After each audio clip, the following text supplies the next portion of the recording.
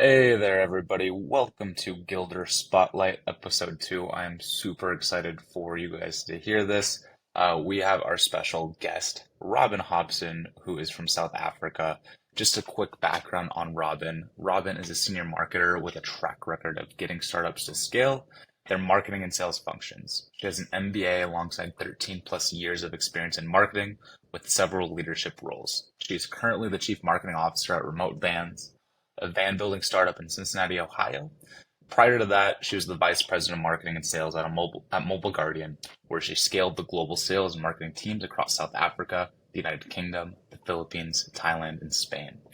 Earlier in her career, Robyn was the fourth hire at a global growth mobile technology startup, which successfully exited. She then set up a digital marketing firm which attracted high-profile clients, including Africa's premium lifestyle retailer. Another career highlight was leading the social media team at Woolworths, which, for those of you that don't know, Woolworths is a high-end grocery store in South Africa, has amazing food, anywhere from ostrich to amazing beef. So she was leading the social media team at Woolworths, which at the time in 2014 served the largest online community in Africa of over 500,000 fans.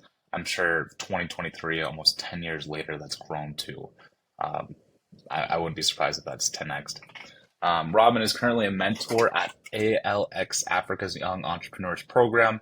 Robyn has also been a judge for the American Business Awards and the IAC, and is the member of the grand jury for both the IAA Vega Digital Awards and the MAA Worldwide Globes. A couple other awards and highlights. In 2021, Robyn was the Mobile Guardian finalist in the B2B Marketing Excellence category. She was also in 2021 named an Under 35 Marketing Rising Star from the Marketing Achievement Awards in South Africa. And then in 2021, she won the Bronze Stevie for Female Executive of the Year in Europe, the Middle East, and Africa.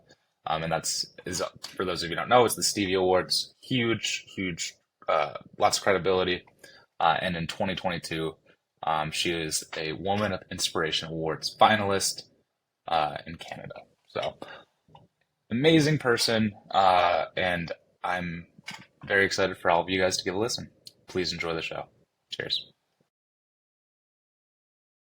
Awesome, Robyn. Well, I'm super excited to get to know you more, and we really appreciate you being our first guest on the Gildre Spotlight podcast. If you can give a quick background of yourself, where you're calling out of, and also just, I know that you're from South Africa originally. I studied abroad at the University of Cape Town in South Africa. I'm just super curious on how you came from South Africa to where you are currently at now. Well, firstly, thank you for having me. It's absolutely wonderful to be here. So, yes, I am originally South African and a very proud South African.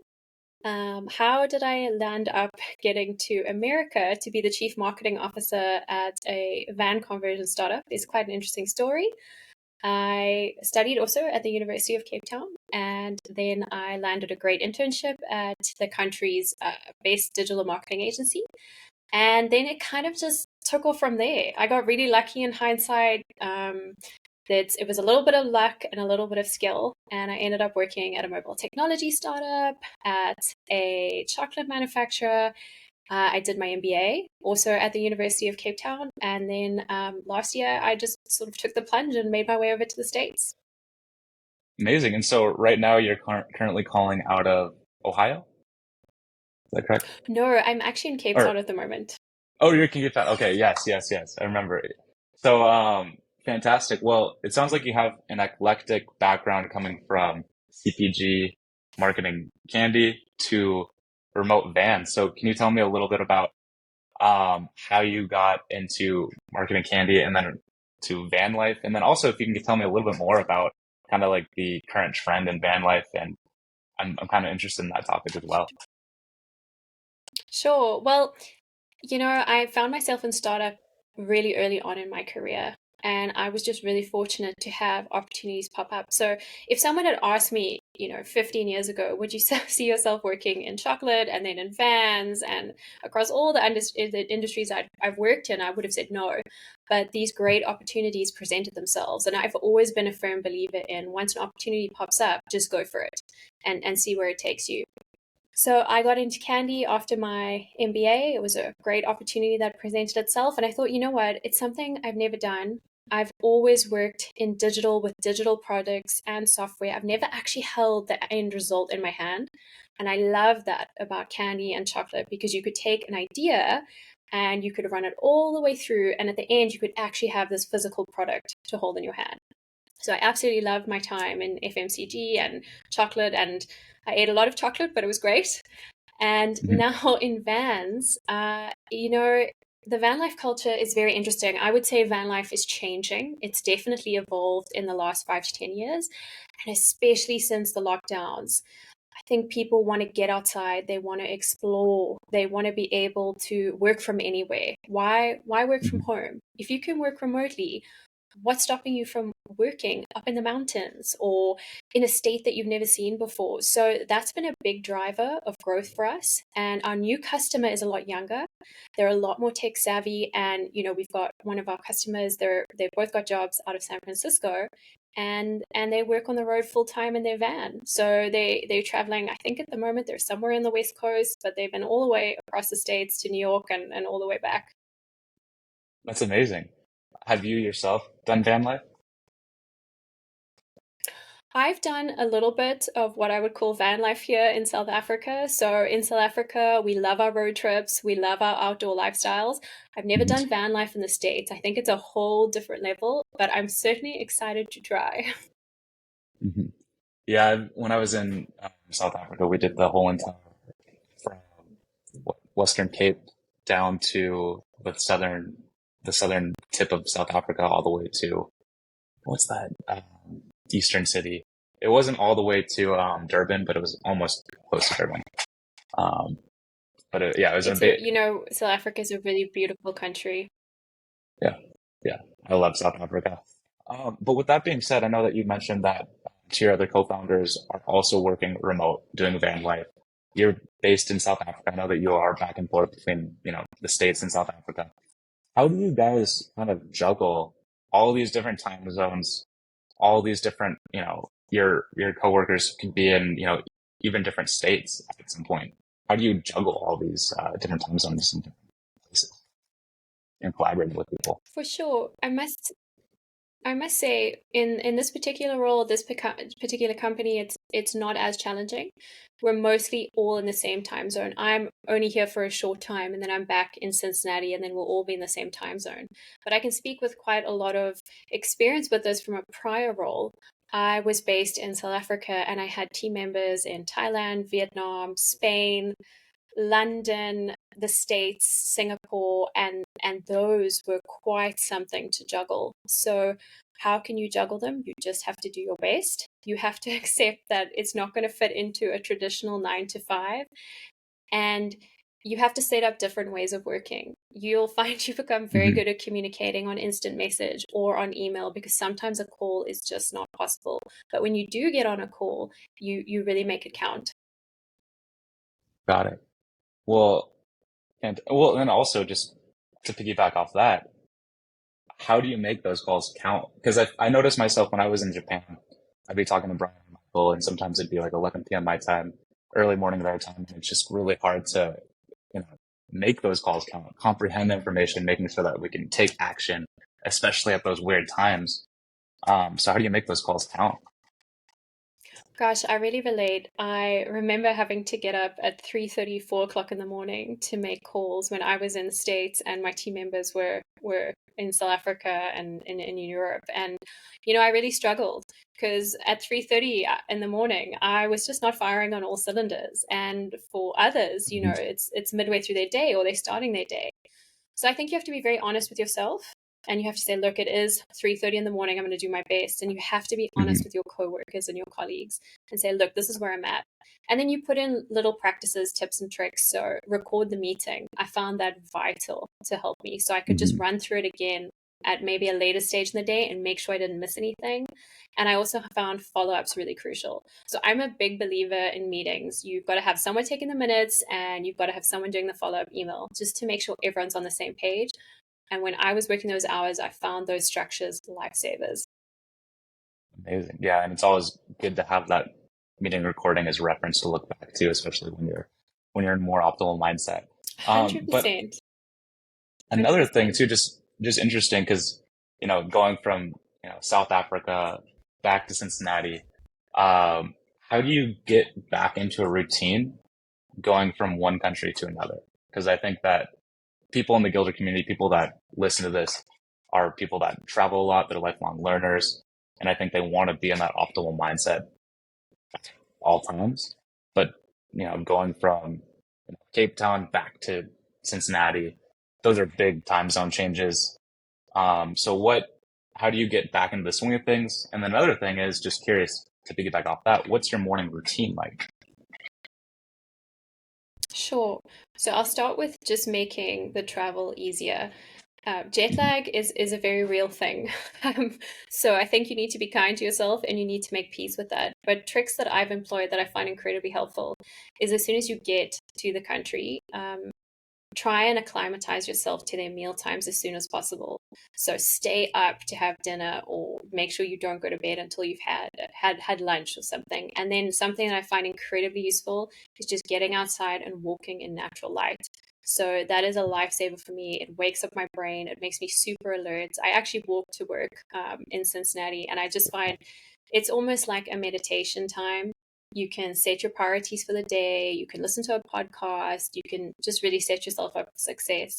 And when I am switching from a South African time zone to an American time zone, that has been crucial. Fantastic.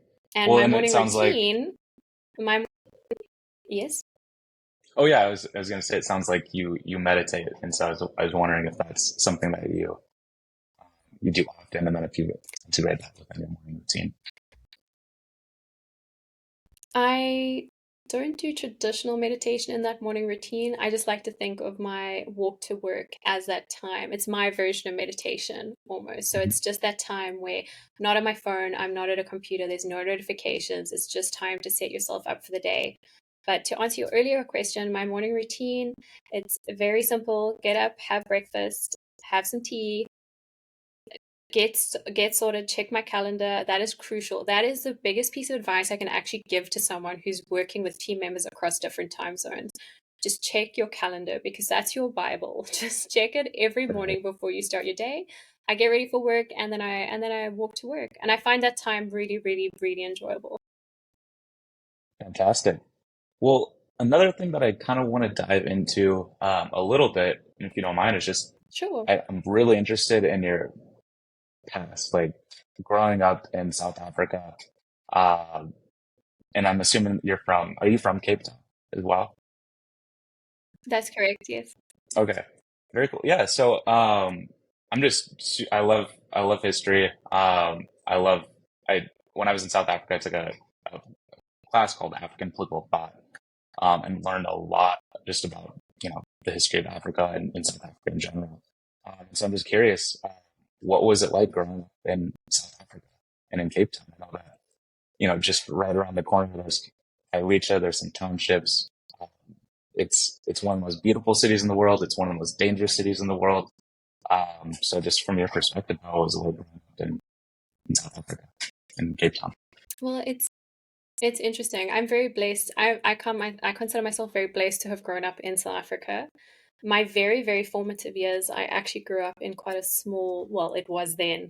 It was a very small seaside town called Plettenberg Bay. It's a lot larger now. Hmm. And I moved to Cape Town when I was, I think, 6 or 7 years old. Cape Town is such a diverse and interesting city. It's got such an interesting past as well. South Africa has some real atrocities in its history, but what I really value about this country, and Cape Town in particular, is I think South Africa forced itself to have very difficult conversations in the emergence of the end of apartheid and in the wake of Hmm. the 1994 democratic elections. And because of those difficult conversations that South Africans have had to have, I think as a country, we often don't realize how advanced we are in terms of diversity and inclusion and in cultural awareness. And I think a lot of countries actually can learn from South Africa. So I consider myself very blessed to have grown up here. Growing up here, I was exposed to different cultures, different languages, different ways of thinking. And some countries don't have that diversity just built into its fabric. Something that I love about South Africa, I'm a very passionate South African. Something that I love Hmm. about South Africa is, our national anthem has so many different languages embedded into the anthem. And it's Hmm. just fascinating to me and just so wonderful that our country acknowledges all these different groups of people. I think it's fascinating, and it's something I wish more countries did.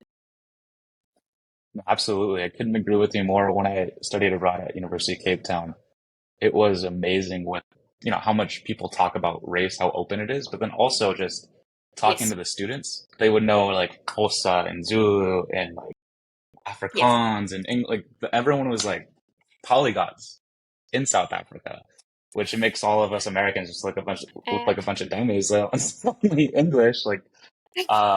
So it's don't be amazing. too And hard on yourself. But and another thing that I noticed too is I've never met any student. I've also been to a bunch of different universities. I've been to, I've done courses, summer courses and stuff at Stanford. I've had friends that go to Berkeley, like the Claremont colleges. I've had friends that go to Yale, Harvard. When I went to UCT, I've never met students that worked more hard than students at the University of Cape Town.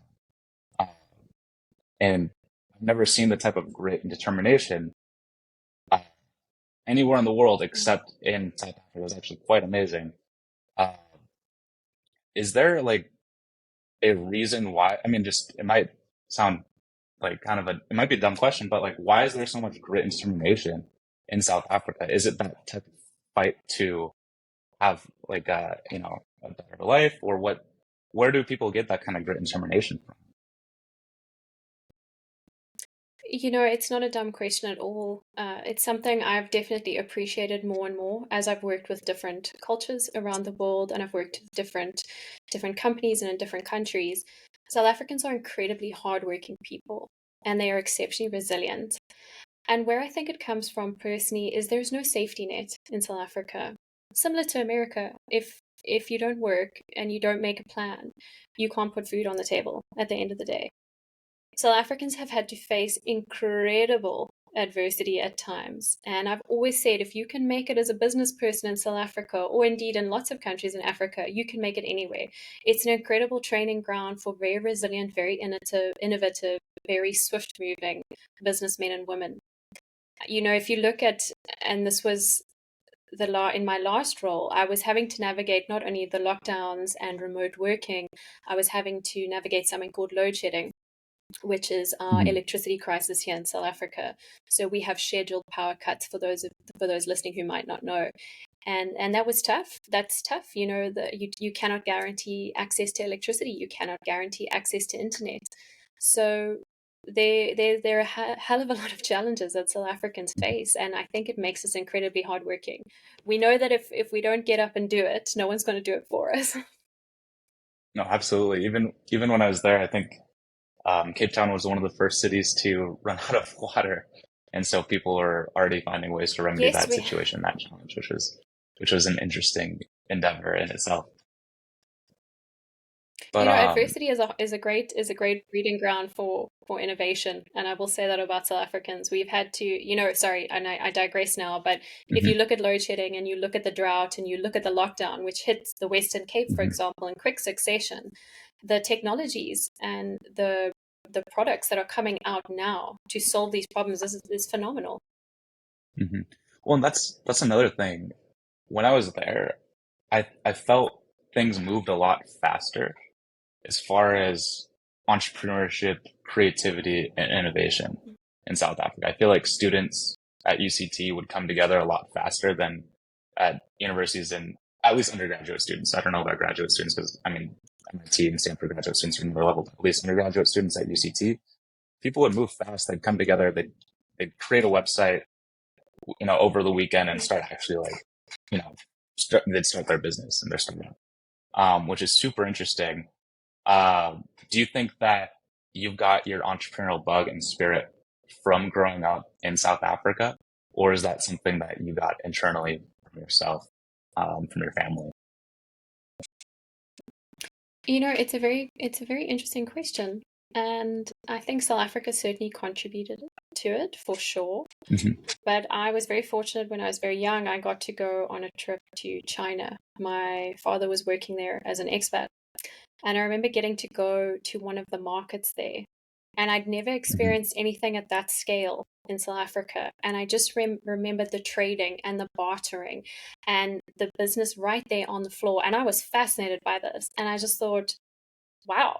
And it sounds silly, but I bought a couple of there were these things that were the rage. I'm going to show my age now, but there were these little butterfly clips that you couldn't get here in South Africa, Hmm. and they were all the rage. So I brought a couple back, and I was like, I'm going to try sell them to my friends at school, and I made a good profit, and I started my first little import export business, and I would say Amazing. that's where the bug bit. Um, but definitely as well, the entrepreneurial spirit runs quite strong in my family. Um, and I think in South Africa, you are inspired. I think most people I know have a side hustle, or they're Hmm. running their own businesses. Yeah, no, I love that story. I think that's fantastic. And um, my dad actually did a similar thing. He studied abroad in China right when he opened up in like 83, 84. And then he came back to the Oh States and wow, he started selling temporary tattoos at the fairs in the States. yeah, And he would make a bunch of money. He'd like buy yeah, hundreds of temporary tattoos for like, 1 or 2 cents each and then would sell them for like $4 or $5. So I love these totally. entrepreneurial I stories. respect your dad. Yeah, yeah. And respect where you come from. Um, I kind of want to get into maybe a little bit more topics based on, professional life, marketing. Um, I've seen you lead a lot of global teams across diverse cultures. Um, what kind of key strategy you can share, um, essentially on fostering collaboration across different cultures? Like what would be like, Sure. you know, You've got to foster collaboration. The first thing you need to do is create space for that collaboration to grow. And I think that's where we miss a Mhm, trick sometimes. I think we want collaboration, but we don't create those spaces for that to happen. And especially when you're mhm, working with teams across different countries. So I am a firm believer, and this is probably my South African upbringing. I believe that good teamwork and good collaboration starts from relationship building. So before we even are talking about business, I want to get to know you as a team lead in a one-on-one environment. And then I want the team to get to know one another where we're not talking about KPIs, we're not talking about metrics, we're not talking about production goals. We're just talking about, hey, what is it like to be you? What do you like doing during the week? mhm. What was a high? What was a low?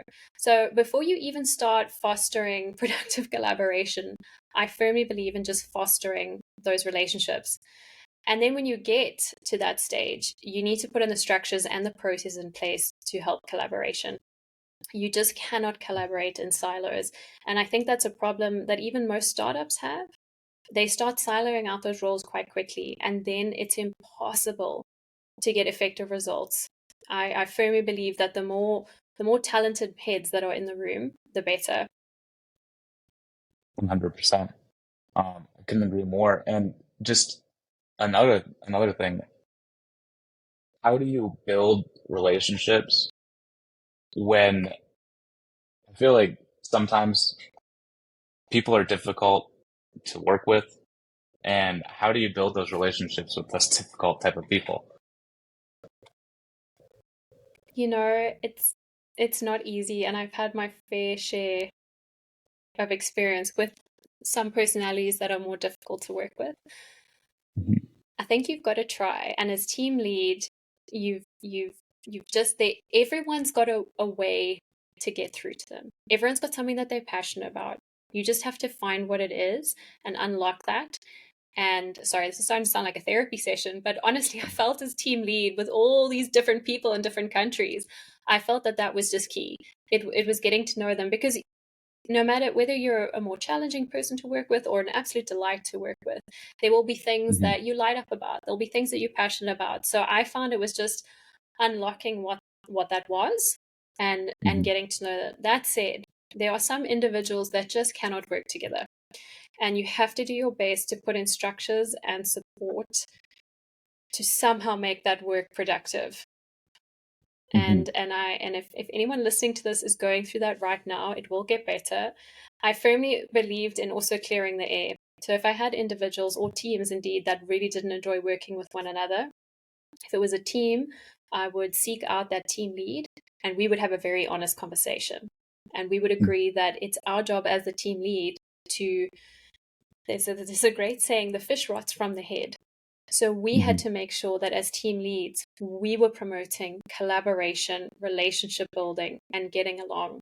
Because often I find you get a really great team, but if the team lead isn't preaching, let's work together, we're all on the same team here, you can sometimes Hmm.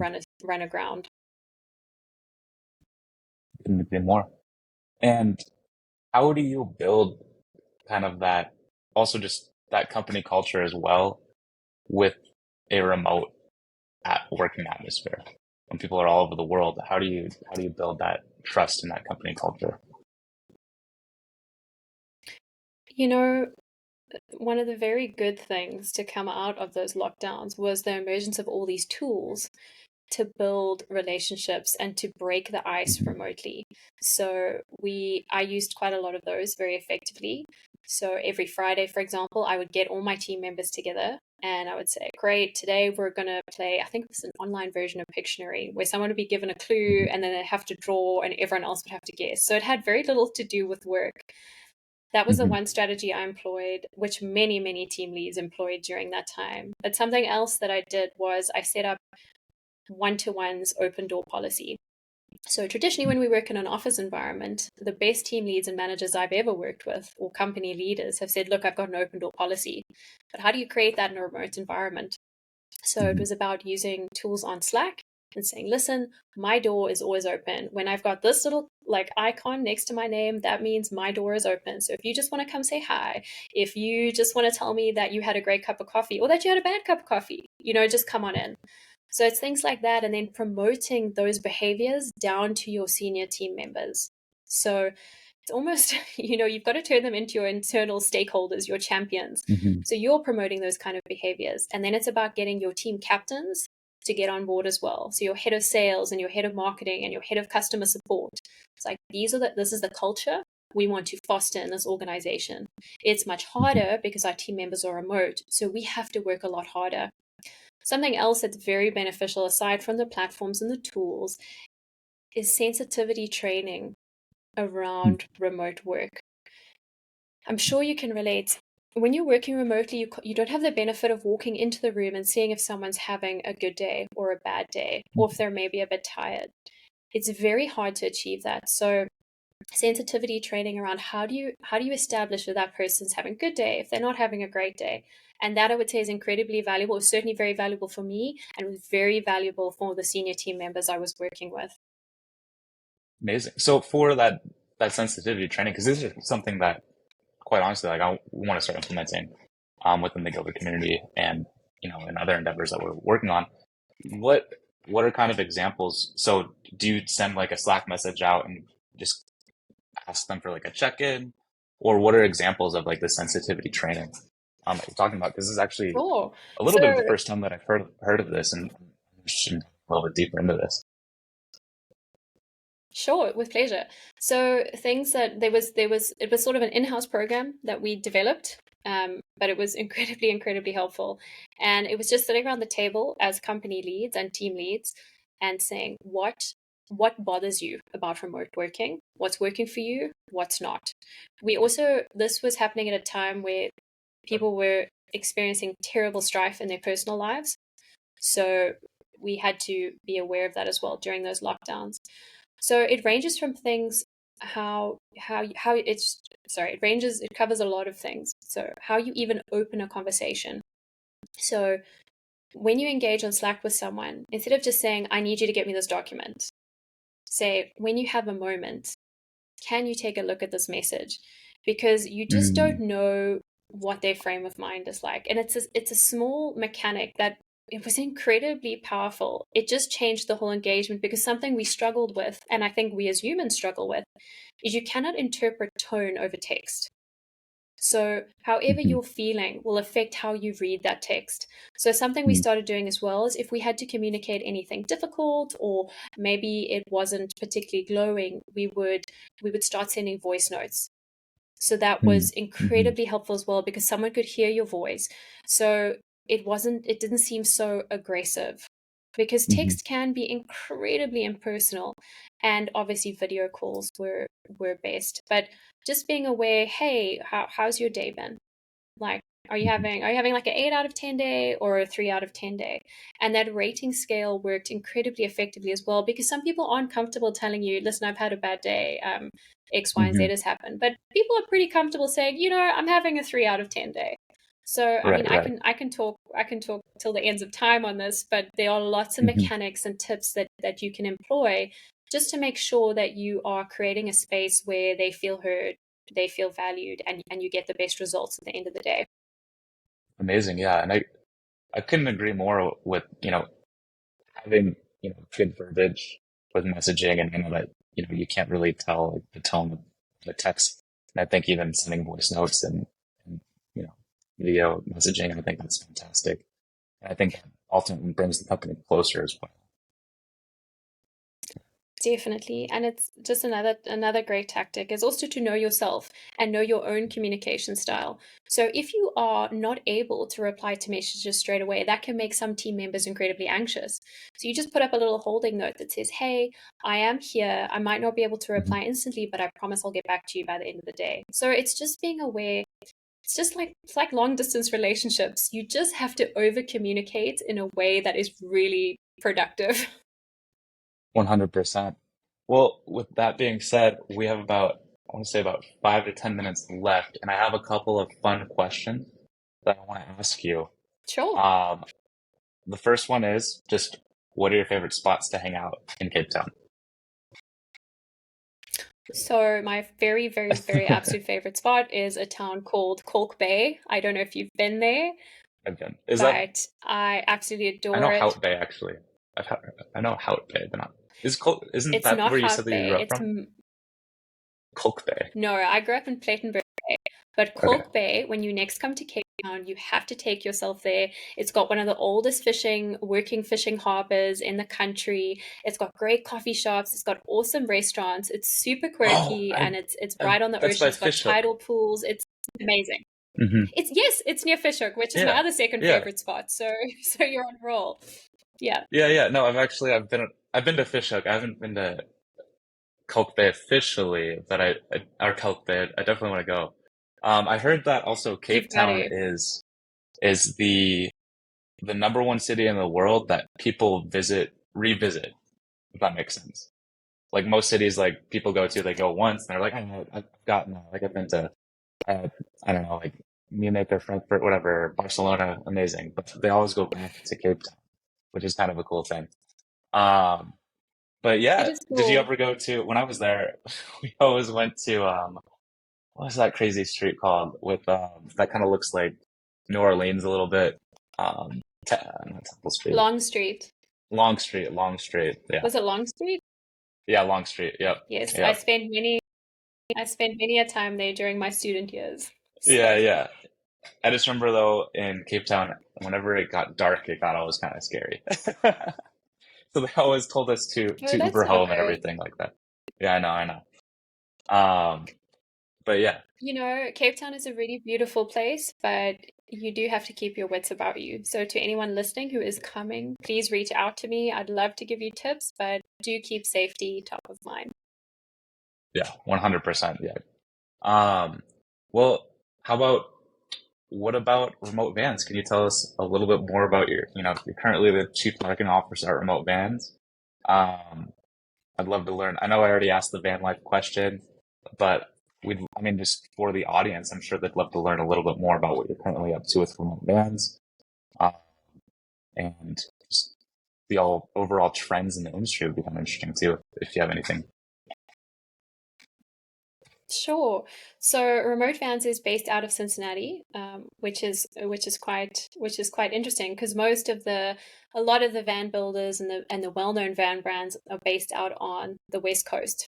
So it's really cool for us to be in the Midwest in Cincinnati, and we've been going about just over 2 years now, and we've got three models in our lineup. We've got the Van Life, the Friday, and the Oasis, and we've really differentiated the brand on quality and also remote work lifestyle. So we're really tapping into that. It saw a massive boost, obviously after the pandemic, and so did RV sales as a whole after those lockdowns. Everyone wanted to get out. So we have three models in our lineup.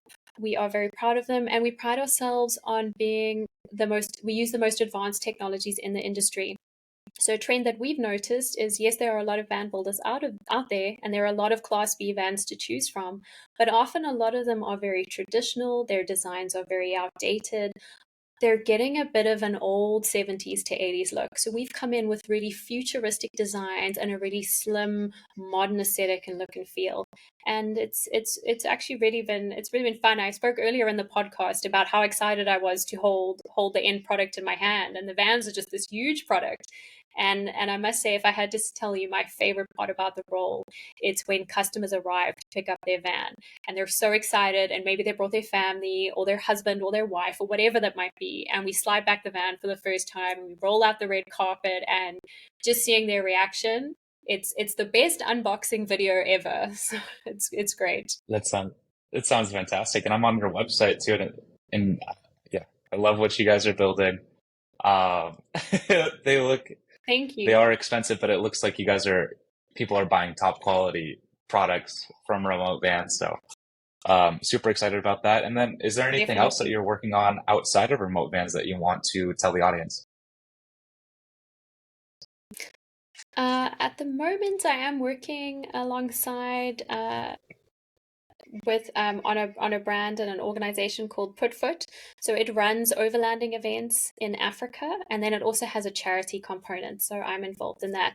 The Putfoot Foundation, which does these events across Africa to help raise funds to put school shoes on children's feet in Africa. So that's something that obviously is very close to my heart, and I want more and more and more people to experience Southern Africa. So I'd love to talk more about that, but I think we might be out of time. But it's a Yeah, fascinating brand and a fascinating organization.